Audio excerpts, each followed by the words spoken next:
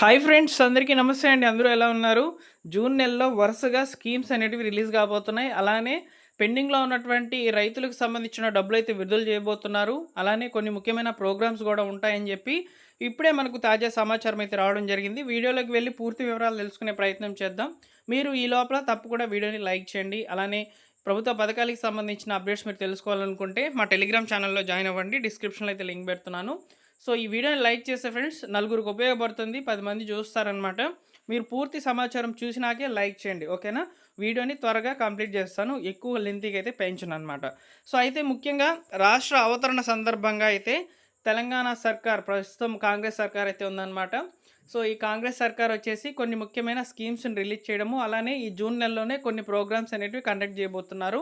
ఇక్కడ ముఖ్యంగా మహిళలకు సంబంధించి, రైతులకు సంబంధించి, యువతకు సంబంధించి కొన్ని ముఖ్యమైన కార్యక్రమాలైతే ఉండబోతున్నాయి. పూర్తి వివరాలు చూద్దాము. సో, దీనికి సంబంధించి పత్రికాముఖంగా ఒక ఆర్టికల్ అయితే పబ్లిష్ కావడం జరిగింది.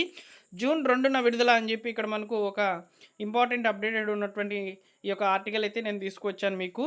రాష్ట్ర అవతరణ దినోత్సవం సందర్భంగా వరుసగా కొత్త స్కీమ్లు, ప్రోగ్రాంలు ప్రారంభం. మిషన్ 26 డేస్ పేరుతో చర్యలు వేగవంతం చేసిన సర్కార్ అని చెప్పి మనకి ఇక్కడ క్లియర్‌గా సమాచారం అయితే ఉందన్నమాట. పూర్తి వివరాలు తెలుసుకునే ప్రయత్నం అయితే చేద్దాం. ఇక్కడ ముఖ్యంగా ఇందిరమ్మ ఇండ్లకు సంబంధించిన ప్రారంభోత్సవం మొదటి వారంలో ఉండగా, రాజీవ్ యువ వికాసానికి సంబంధించిన శాంక్షన్ లెటర్లు జూన్ 2వ తేదీనైతే ఇవ్వబోతున్నట్లు తెలుస్తుంది. అదేవిధంగా రైతులకు సంబంధించిన పెండింగ్ నిధులు చెల్లింపునకు నిర్ణయాలు అయితే తీసుకోబోతున్నారు. 3వ తేదీన షురు కానున్న రెవెన్యూ సదస్సులు, గ్రామాలకు కొత్త జీపీఓలు ఈ ఉద్యోగాలండి. సో, ఈ వీటికి సంబంధించి కూడా గ్రీన్ సిగ్నల్ వచ్చే అవకాశం అయితే ఉందన్నమాట. పూర్తి వివరాలు చూద్దాం. సో, జూన్ 2న రాష్ట్ర అవతరణ దినోత్సవం సందర్భంగా వివిధ ప్రభుత్వ పథకాలు, కార్యక్రమాలను ప్రారంభించాలని రాష్ట్ర సర్కార్ భావిస్తున్నది. దీంతో పాటు ఇప్పటికే మొదలైనటువంటి స్కీమ్లను స్పీడప్ చేయాలని నిర్ణయించిందనమాట. ఇందుకోసం ప్రత్యేకంగా మిషన్ 26 డేస్ పలు కొత్త పథకాలు, కార్యక్రమాల అమలును వేగవంతం చేయాలని నిర్ణయం తీసుకున్నట్లు తెలుస్తుందన్నమాట. అలానే ఇక్కడ ముఖ్యంగా రాష్ట్ర ఆవిర్భావ దినోత్సవం నాటి నుంచి వరుసగా రాజీవ్ యువ వికాసం, గ్రామ పాలనా అధికారులకు అపాయింట్మెంట్ ఆర్డర్లు, ఇందిరమ్మ ఇళ్ల ప్రారంభోత్సవం లాంటి కార్యక్రమాలు అయితే చేయబోతున్నట్లు తెలుస్తోంది. 3వ తేదీ నుంచి రాష్ట్ర వ్యాప్తంగా భూమి సమస్యలు పరిష్కారం కోసం రెవెన్యూ సదస్సులు కూడా ప్రారంభించబోతున్నట్లు తెలుస్తోందన్నమాట. ముఖ్యంగా రాష్ట్ర అవతరణ దినోత్సవం రోజున ప్రతిష్టాత్మకంగా రాజీవ్ యువ వికాసం స్కీమ్ను సర్కార్ అయితే ప్రారంభించనుందండి.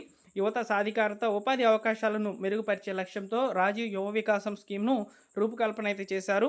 4 నెలల్లో 5 లక్షల మంది లబ్ధిదారులకైతే ఈ పథకం అయితే అందజేయనున్నారు. దశల వారీగా అమలు చేయనున్నటువంటి ఈ పథకంలో తొలుత ₹1,00,000 లోపు రుణాలు ఉన్నటువంటి వాళ్ళకైతే అందజేయనున్నట్లు, మంజూరు పత్రాలు అయితే అందజేయనున్నట్లు తెలుస్తుంది. ప్రతి నెల 1,500 కోట్ల చొప్పున 6,000 కోట్ల సబ్సిడీని అక్టోబర్ 2 నాటికి లబ్ధిదారుల యొక్క ఖాతాలకు అందజేయాలని లక్ష్యంగా పెట్టుకున్నారనమాట. అలానే రాష్ట్ర వ్యాప్తంగా వచ్చే నెల నుంచి మొదటి వారంలో, అంటే మనకు జూన్ నెల మొదటి వారంలో ఇందిరమ్మ ఇండ్ల పూర్తి స్థాయిలో ప్రారంభించాలని డిసైడ్ అయితే అయ్యారు.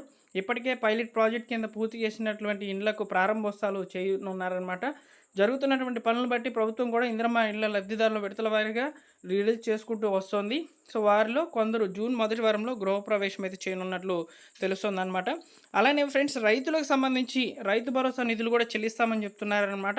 వానాకాలం పంట సీజన్ ప్రారంభం కావడంతో రైతు భరోసా పథకానికి సంబంధించి పెండింగ్లో ఉన్నటువంటి నిధులను జూన్లోనే చెల్లించాలని ప్రభుత్వం నిర్ణయం తీసుకుంది. వాస్తవానికి మేలోనే పూర్తి చేయాల్సినటువంటి ఈ పని అనుకున్నటువంటి ఆర్థిక పరిస్థితులు అనుకూలించకపోవడంతో ఇప్పుడు జూన్ మొదటి వారంలో ఈ పెట్టుబడి సాయాన్ని అందించాలని అధికారులు అయితే సీఎం రేవంత్ రెడ్డికి ఆదేశాలు అయితే కోరడం జరిగిందనమాట. సో, దీనికి సంబంధించి సీఎం రేవంత్ రెడ్డి గారు కూడా ఆదేశాలు అయితే ఇచ్చినట్లు తెలుస్తుందన్నమాట. అలానే గ్రామ స్థాయిలో పరిపాలనను మరింత బలోపేతం చేసేందుకు గ్రామ పంచాయతీ ఆఫీసర్ జీపీఓ పోస్టులను భర్తీ చేస్తుంది. దాదాపు 3,500 మందిని జూన్ 2న రెవెన్యూ శాఖలోకి తీసుకుంటూ రీఅపాయింట్మెంట్ లెటర్లు అయితే అందజేయనున్నారు. అలాగే ప్రభుత్వ ఉద్యోగులకు దీర్ఘకాలిక డిమాండ్లపైన ప్రభుత్వం ప్రకటన అయితే చేయబోతున్నట్లు సీఎంఓ నుంచి వర్గాలు అయితే చెప్పుకుంటూ ఉన్నాయన్నమాట.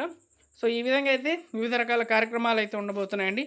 ముఖ్యంగా జూన్ 2వ తేదీన అందజేయబోతున్నటువంటి ఈ మంజూరు పత్రాలు ఏ విధంగా ఉంటాయనే సమాచారాన్ని నేను వెంటనే వీడియో అనేది రేపు మార్నింగ్ అయితే చేసి అప్లోడ్ అయితే చేస్తాను.